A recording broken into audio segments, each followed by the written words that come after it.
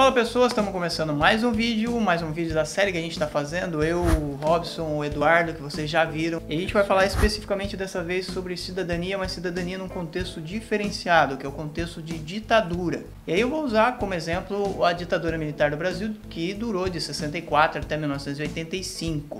Esse vídeo é importante porque quando a gente fala de ditadura, a gente imagina que não tem cidadania, ou pelo menos a gente imagina que numa perspectiva mais liberal, mais democrática, a gente não teria a cidadania justamente porque você tem o controle sobre a sociedade, você tem a imposição de uma série de regras e você tem limitação de ação, de movimento e etc. E é justamente o que aconteceu na ditadura brasileira de 1964. Né? A partir de 64 você foi aumentando cada vez mais a pressão sobre a sociedade brasileira e você teria então controle. Né? A questão é, o que seria cidadania ou como a gente entende cidadania hoje? Pois é, então, eu costumo dizer, vou repetir aqui mais uma vez, né, uma das linhas que eu gosto de trabalhar a cidadania é que a cidadania é uma conversão ao Estado. Ou seja, o Estado tem um rito, vamos chamar de leis, né? O Estado vai ter uma Constituição e tudo mais, que no caso da ditadura, você vai ter uma Constituição adaptada ao regime autoritário. Logo, né, entre aspas, aqui distorcendo um pouco a ideia, você pode ter uma cidadania adaptada a esse sistema autoritário, mesmo porque você não vai ter opção de não seguir esse rito. Isso causa uma distorção na nossa visão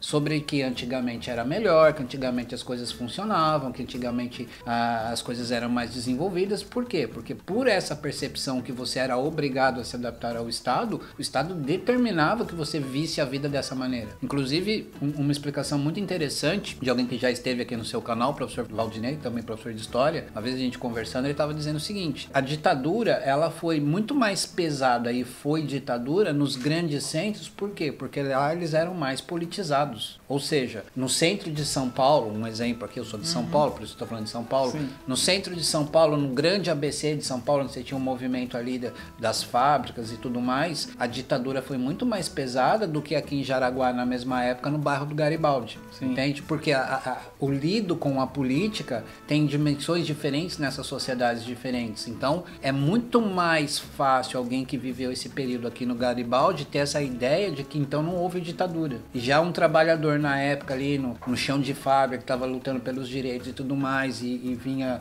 as pressões do governo, prendia arbitrariamente e tudo mais, esse cara tem uma percepção que sim, existiu a ditadura. Então, aonde que entra a cidadania? A gente perceber um ideal de sociedade onde esse ideal de cidadania seja o mais abrangente possível, que os ideais políticos servam para a pessoa que está no Garibaldi e para a pessoa que está no centro de São Paulo, dentro de um caldeirão político ali fervendo. Falando de outra forma, a gente pode pensar o seguinte, que cidadania, identidade, no caso de identidade nacional e etc., não são conceitos fixos, né, no sentido de que você teria ele só num contexto. Por exemplo, a gente imagina hoje cidadania como uma coisa relacionada à participação da pessoa, à liberdade de movimento, a pessoa que escolhe através do voto, a pessoa que ela tem opinião, ela tem liberdade de ir e vir, ela tem liberdade de expressão e assim por diante. Certo. Esse é o ideal de cidadania que a gente imagina hoje, mesmo que seja problemático, e a gente teria que discutir a questão da desigualdade social, a pessoa que não tem nada, que ela supostamente teria que exercer cidadania, mas como é que você exerce cidadania se nem comida você tem? É difícil, né? Mas aí quando a gente transplanta essa nossa visão atual de cidadania, algumas pessoas diriam que não existiria cidadania na ditadura militar, mas pelo contrário, o que a gente teria seria uma adaptação, uma outra forma de compreender a cidadania naquele momento. E de exercê-la, né? E aí você teria, por exemplo, a ditadura militar se fechando cada vez mais, reprimindo cada vez mais. Você teria, por exemplo, o AI-5 a partir de 68, você teria perseguição, você teria prisões, você teria tortura, e tudo isso fere direito civil e tudo isso fere direito político, ao mesmo tempo que a ditadura, por exemplo, oferece direitos sociais. Por exemplo, ela ofereceu compensações, né? Abre aspas aqui, compensações. Eu tiro certos direitos de você, você que eu falo, essa sociedade, o que aí já é um problema. São duas dimensões diferentes. Tô falando da dimensão indivíduo, que a realidade é uma, e a dimensão coletiva, que a realidade pode ser outra, não necessariamente o mesmo do indivíduo. indivíduo. Então, você pode estar abordando um tema, ditadura, liberdade civil, etc, etc, para um determinado grupo e ele ter experimentado isso, era muito bom, era muito seguro e tudo mais, né? A gente vê esse tipo de discurso. E quando você vai olhar o indivíduo que está fora daquela sociedade, vivendo dentro de uma outra realidade, é ter sido muito mal e muito péssimo. Então, como que... então é muito relativo? Não. Né? Você vai somar essas realidades e chegar a um denominador comum, ou seja, o que é que predomina, bem ou mal. E a gente sabe aqui, não vou ficar em cima do muro, é péssimo. Uma sociedade que se vê obrigada a abrir mão dos seus direitos civis, abrir mão de uma Constituição, uma sociedade que aceita isso como condição política, isso não é uma coisa positiva, isso não é uma coisa produtiva, tanto é que tem resquícios até hoje no Brasil, né, que advém lá desse período longo. E o pessoal que quer a ditadura de volta, vai entender. E é um fenômeno. Até filosoficamente eu posso até tentar explicar, não explicar, justificar nesse sentido, mas por que as pessoas querem a volta da ditadura? O filósofo Nietzsche, ele não está falando exatamente da ditadura, mas vou pegar uma ideia, né, uma frase dentro de um livro dele, ele vai dizer o seguinte, dentro dele da trama do livro, um viajante que teve experiência com vários tipos de cultura e tudo mais, alguém foi perguntar para esse viajante qual que era a grande observação que ele poderia trazer como conhecimento, já que ele teve vários povos ali, né, o que seria a característica que você percebeu do ser humano? E a pessoa acreditava que esse viajante falava assim, olha, o ser humano é muito perspicaz, o ser humano ele é muito inteligente, o ser humano é muito batalhador. E ele foi surpreendido, porque esse viajante falou o seguinte, o que predomina nas sociedades humanas, pelo menos na minha experiência que eu tenho visto por aí, e aí é o Nietzsche escrevendo, fazendo uma crítica, o que predomina é a preguiça e covardia. Então, trazendo, né, um pouco da filosofia para esse fenômeno, eu prefiro a ditadura, por quê? Preguiça e covardia. Preguiça e covardia por quê? Preguiça porque eu não quero pensar, se alguém está pensando para mim, está me alimentando, está determinando a minha vida, eu não tenho responsabilidade sobre isso e eu sou levado a acreditar que está funcionando, tá tudo bem. Se der errado, a culpa não é minha. Aí entra a questão da covardia, aí é um pouco mais delicado. Vê se eu me acompanho. Nós somos seres que sabemos que vamos morrer. Quando você é muito jovem, você tem muita perspectiva, essa perspectiva da morte está muito distante, você tem um sentimento meio que de imortalidade. Quando você vai se aproximando mais desse momento, dessa realidade, isso vai se tornando mais fato, você se apega ao passado que você já construiu para justificar a sua vida. E aí você cria essa ideia, se você não tiver, a gente já falou bastante de educação aqui, se você não tiver a devida educação para o espírito, você cria uma ideia que aquele passado é sempre melhor do que o futuro que você ainda tem para percorrer. E aí você cria essa nostalgia e é uma maneira de se proteger do medo da morte, que você vai depositar aqui sempre, nossa, quando eu era jovem era muito melhor, nossa, quando a minha família era muito unida, os meus amigos eram todos bons, nenhum usava drogas, nenhum traía a namorada, as namoradas eram todas muito comportadas, os pais de família eram todos muito dedicados, a escola era melhor, a escola era melhor, a sociedade era mais organizada, tudo no passado é melhor, o que é um contrassenso contra o desenvolvimento moderno. Não pode ser verdade isso, não estou dizendo que tudo que é moderno é bom, mas é um contrassenso. Então essa preguiça e essa covardia de enfrentar a realidade, a ditadura muitas vezes ela se apropria desse medo natural humano e vende o marketing assim, olha, nós éramos bons. E principalmente porque esses regimes, eles eram liderados por pessoas mais velhas que vão imprimir esse tipo de valor na sociedade, e a sociedade comprou. Então, essa ideia, né, eu falo isso em sala de aula, de que o velho é sempre superior, o velho no sentido de passado, é uma coisa sempre superior ao presente, isso é uma distorção, e eu gosto de usar o Nietzsche, é uma preguiça de pensar na realidade e uma covardia de enfrentar o ciclo natural da vida. Quando você migra isso para a política e começa a defender o autoritarismo, péssima ideia. Quer dizer, é onde você criou uma disfuncionalidade social ali que a gente já está cansado de saber.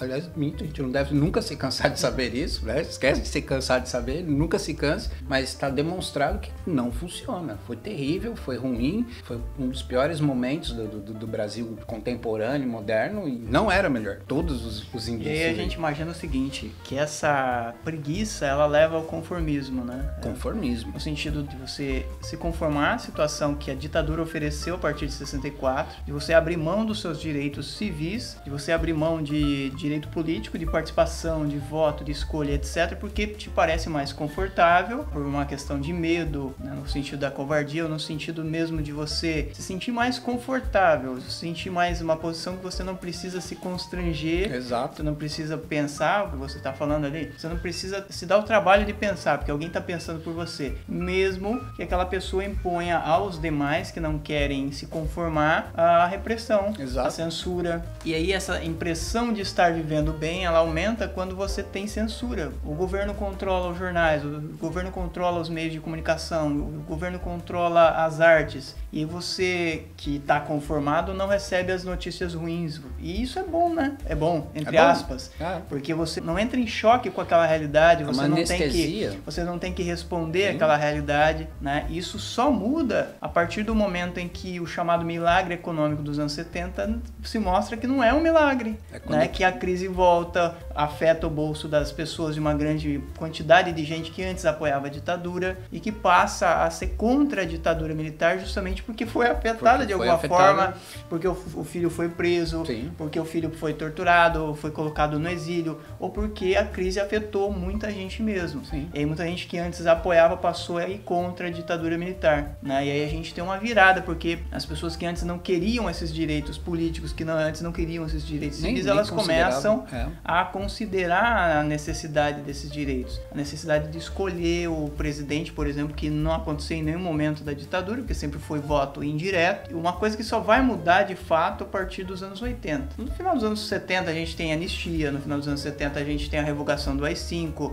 a gente tem a abertura, né, para a imprensa, a liberdade de imprensa voltando, e aí a gente vai aumentando ainda mais a crítica, vai aumentando ainda mais a visão, o desconforto da população em relação ao regime que estava colocado da ditadura militar. Então, nesse sentido aqui, a ditadura vai sendo cada vez mais questionada. E nesse sentido também que vai mudando a noção de cidadania. Que mais gente, por exemplo, vai participar da campanha em 1984 das Diretas Já, que muita gente também vai comemorar as eleições de 1985, mesmo que a gente tenha a trágica morte do Tancredo. Mesmo que o Tancredo, o Sarney tivessem sido parte da ditadura militar, as pessoas queriam ver um civil porque elas tinham a sensação de que elas começariam a participar, elas começariam a escolher os candidatos. Fazer parte, né? Essa palavra é boa, essa expressão é boa, né? O cidadão, o que é o cidadão? É aquele que faz parte, né? Faz parte da comunidade mais próxima, do prédio, faz parte da comunidade escolar, faz parte da comunidade municipal, da comunidade estadual, faz parte do país, faz parte de um continente, eu sou latino-americano e por aí vai. Esse é o cidadão. O que é interessante as pessoas perceberem é que não tem como você se desvincular da necessidade de ser cidadão. Você pode até tentar negar isso, mas isso em termos sociológicos,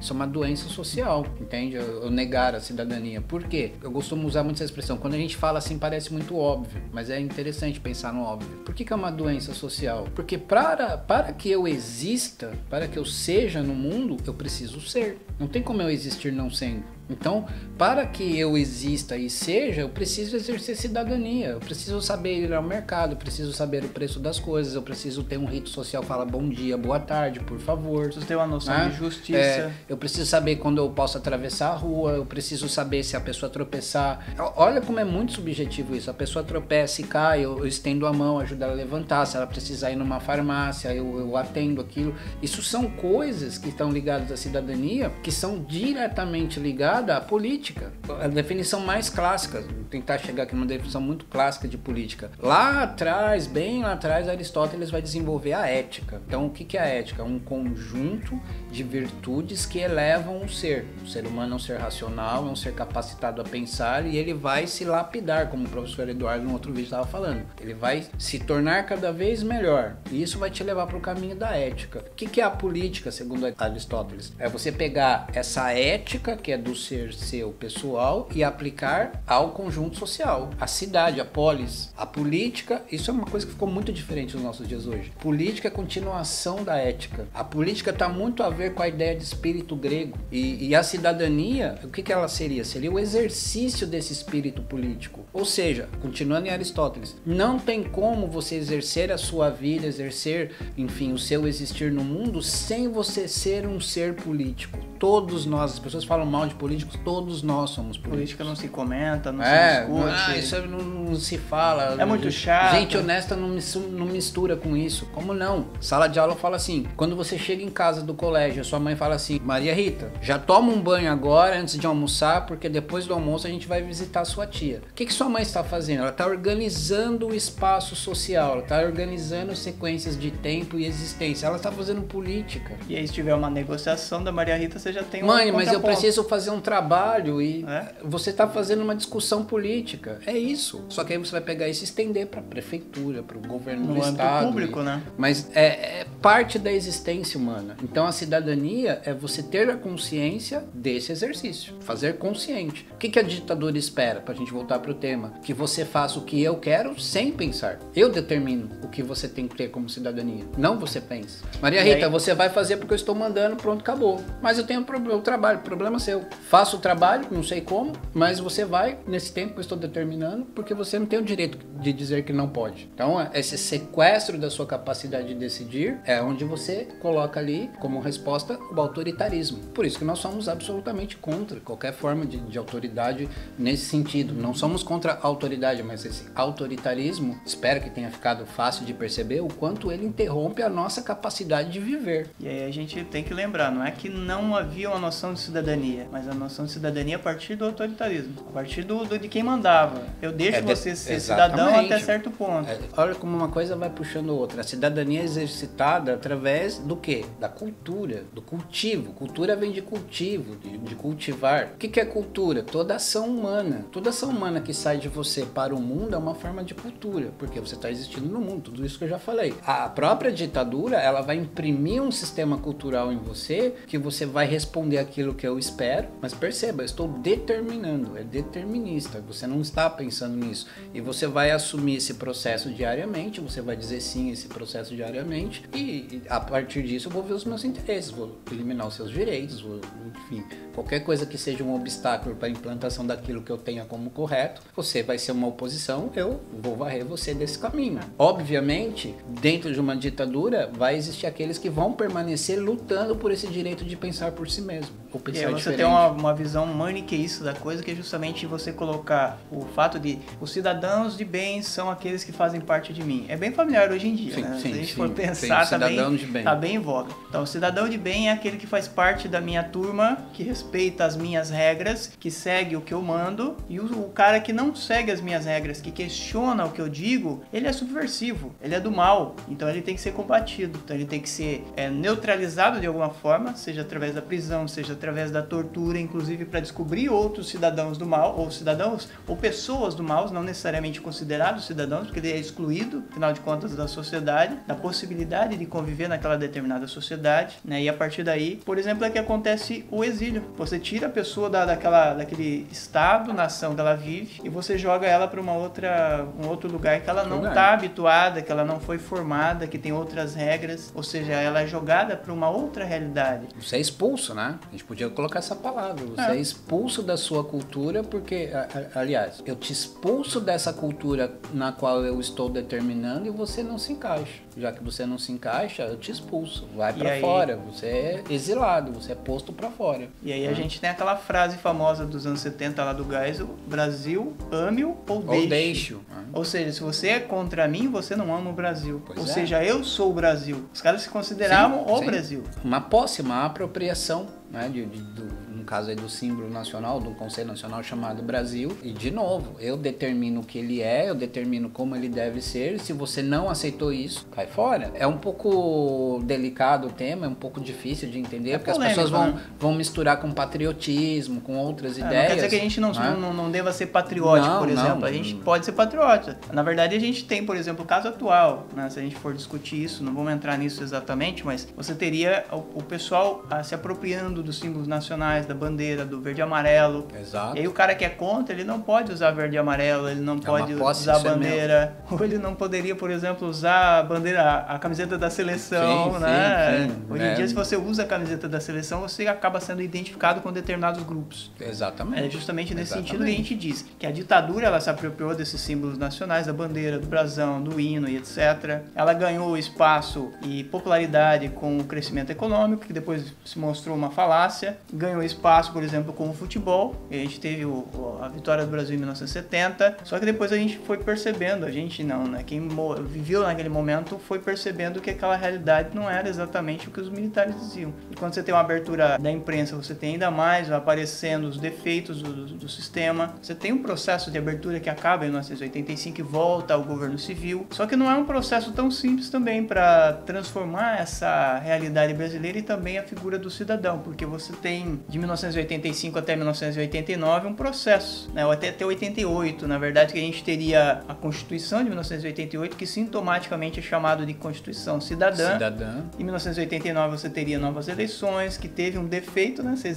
O pessoal elegeu um cara que, enfim, quem conhece o Collor sabe, não adianta a gente ficar tentando defender, porque não, é indefensável. Sim. Só que a gente tem a evolução, se a gente pode dizer desse jeito, do conceito de cidadania se aproximando do que a gente tem hoje. É claro que ele ainda tem defeitos, em muitos sentidos, porque tem desigualdade social, as pessoas passando fome, por isso, como é que você vai exercer cidadania se você nem come direito? Não é a mesma coisa você pedir para um aluno estudar direito e prestar atenção na aula se o estômago dele está vazio, se a cabeça dele está sendo judiada psicologicamente porque ele tem problemas em casa ou coisa do tipo. Bem difícil, bem difícil.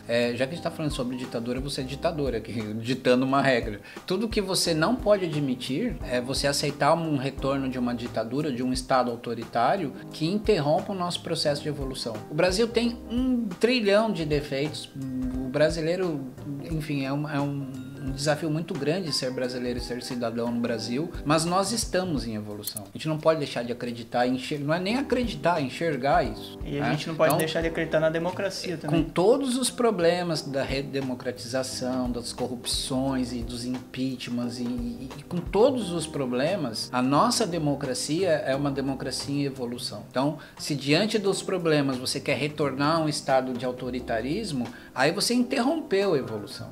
E é importante que a gente perceba que a nossa função, como a gente já falou em outros vídeos, como seres humanos, é zelar pela evolução. O Nietzsche, eu gosto muito do Nietzsche, me veio agora aqui uma ideia muito interessante do Nietzsche. Tem um livro que ele fala da utilidade da história para a vida e ele critica muito, não que ele era contra, mas ele vai explicar o porquê que é da crítica dele, por exemplo, ao conservadorismo. Nietzsche foi um tremendo crítico do idealismo alemão, conservadorismo alemão. Por que ele diz isso? Porque se você entende que um princípio básico humano é a evolução e você é humano, logo você deve evoluir. Se você focar as suas energias políticas no conservadorismo exclusivamente, você vai criar tradições que não são evolutivas. Porque você vai conservá-las, você vai se manter no passado. E aí você impede a evolução. Aí vem a questão do Nietzsche, mas de quem você está impedindo a evolução? Da juventude. Porque eu vou ditar uma regra que serviu para o meu estado de espírito quando eu era jovem, quando eu era adulto, agora eu já sou mais idoso como sociedade, e eu vou ditar isso aos novos. Os novos não vão mais ter a oportunidade da experiência evolutiva. Por isso Nietzsche era contra o idealismo e os conservadorismos e tudo mais. E por isso também que a gente falou no outro vídeo sobre a função libertadora da educação, no sentido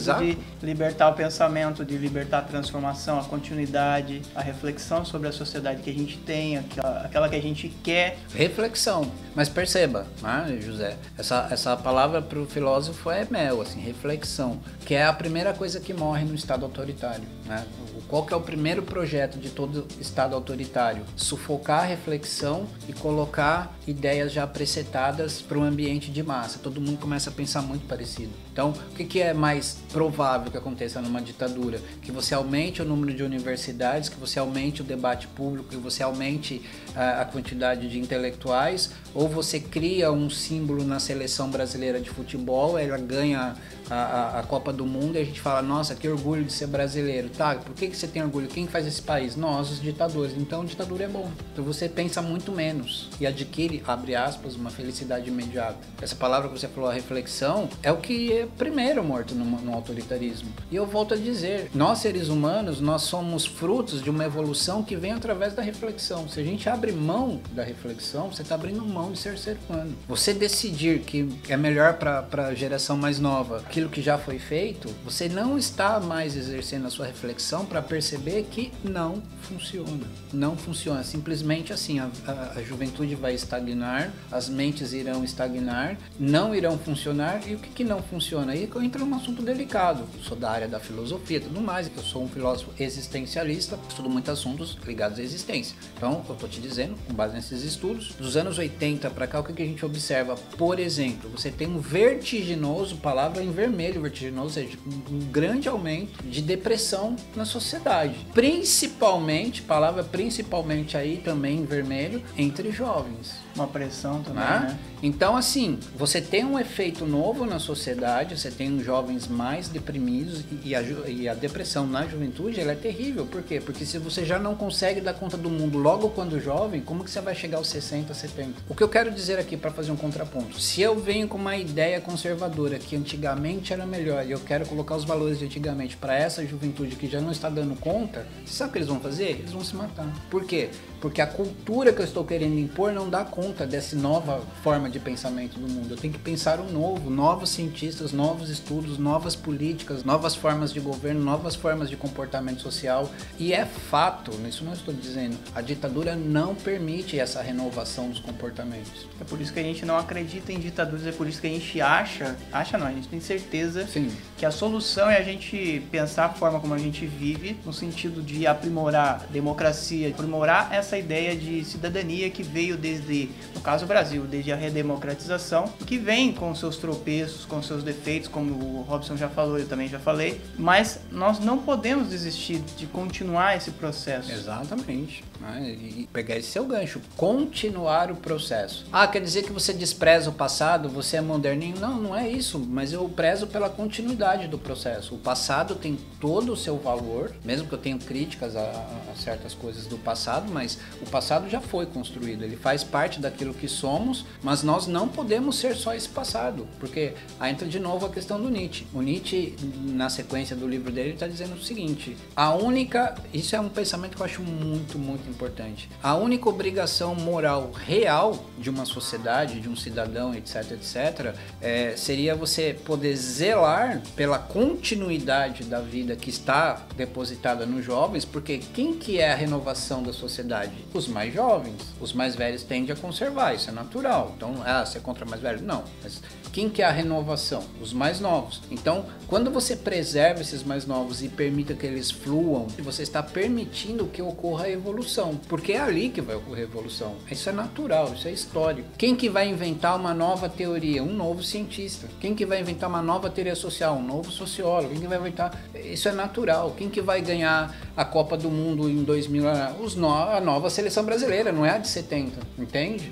Então, o Nietzsche está dizendo que a obrigação moral dos mais velhos, ou seja, da sociedade mais velha, é permitir que esse caminho exista. Se você interromper esse caminho, você está interrompendo o fluxo humano de desenvolvimento. A partir daí, eu justifico porque eu sou, poder falar várias outras coisas, mas por que eu sou absolutamente contra esse tipo de autoritarismo e porque é anti-humano. Aí a gente pode abrir para outras coisas, né? A violência, a corrupção, enfim. Aí vai longe. Aí a gente pode envolver muitos outros temas relacionados, por exemplo, à globalização, que problematizou ainda mais a questão das nacionalidades, a questão do pertencimento, por isso a questão da cidadania, que muda também nesse contexto. Muito. E a gente teria também muitas outras questões de minorias, a questão ecológica, a questão das diferenças sociais, diferenças étnicas, diferenças de opção sexual. A gente teria, enfim, um monte de outras coisas para discutir, mas esse tema é muito abrangente. A gente só gostaria de ter feito nesse momento, nesse vídeo especialmente, uma introdução. A gente espera que vocês tenham gostado. A gente vai continuar ainda com outros temas nessa série que a gente está fazendo, né? No próximo vídeo vem novamente o Eduardo para fazer um vídeo com o Robson já relacionado à questão da filosofia, e vocês vão entrar especificamente no Nietzsche. Só para finalizar, o que eu quero deixar, que eu acho muito importante, nas aulas, às vezes os alunos me perguntam assim, professor, se você pudesse escolher uma coisa que a gente fosse realmente aprender, o que você escolheria? Eu sempre falo, eu não tenho dúvida disso. Eu falo, olha, vocês aprenderiam, se eu pudesse escolher, que política é fundamental, é a coisa mais importante para a vida de vocês. Não tem nada mais importante do que você aprender a importância da política, porque a partir daí você vai entender cidadania, etc, etc, etc. etc. E realmente você vai ter a possibilidade de desabrochar aí como um grande ser humano. Então é um tema que eu gosto bastante, cidadania, política e tudo mais. Política é importante, pense em política, respeite política. Os políticos não prestam, então muda, né? Vote, não vote em branco, estude programa de governo, ative-se dentro da política, porque você é um político, é uma condição humana isso. Maravilha, a gente se vê no próximo vídeo, um abraço pra vocês. Até mais. Tchau. Valeu.